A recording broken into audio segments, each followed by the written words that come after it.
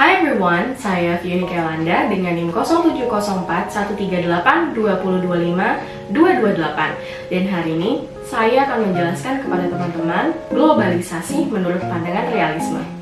Langsung saja kita masuk ke videonya. Namun, sebelum kita masuk kepada pembahasan, ada baiknya kita telaah dulu nih masing-masing.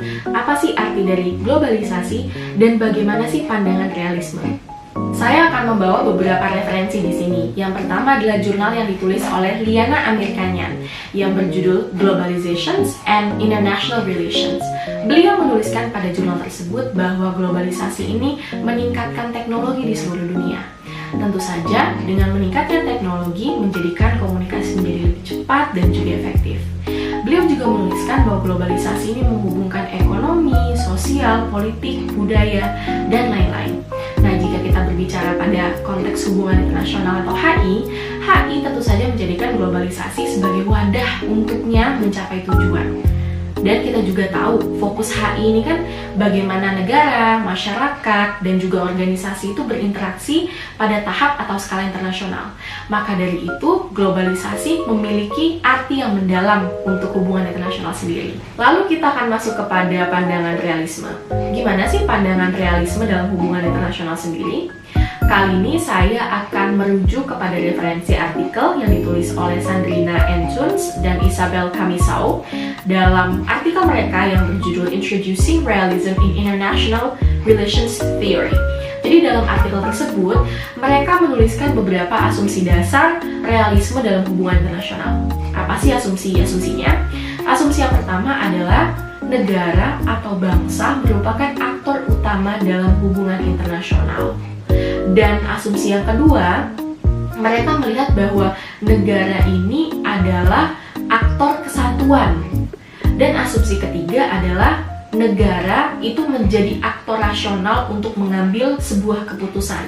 Jadi maksudnya adalah setiap keputusan yang diambil itu pasti dengan maksud dan tujuan untuk mengejar kepentingan nasional. Dalam konteks ini, realisme menunjukkan bahwa semua pemimpin, terlepas dari apa dan bagaimana cara pendekatan politik mereka harus mengutamakan urusan negara itu sebagai sebuah prioritas mereka dalam lingkungan internasional yang kompetitif.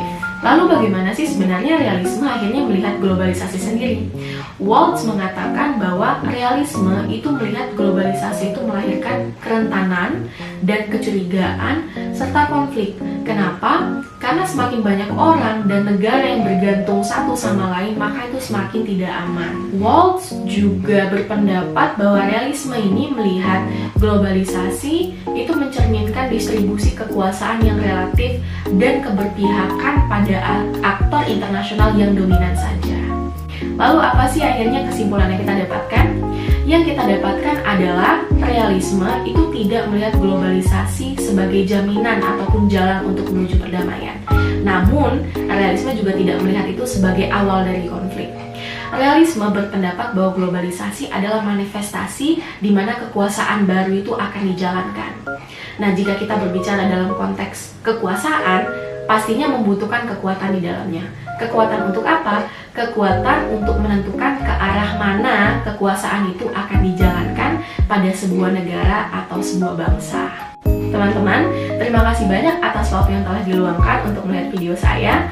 Mungkin hanya itu saja yang dapat saya sampaikan terkait materi kita hari ini tentang bagaimana realisme melihat globalisasi. I'll see you guys in another video.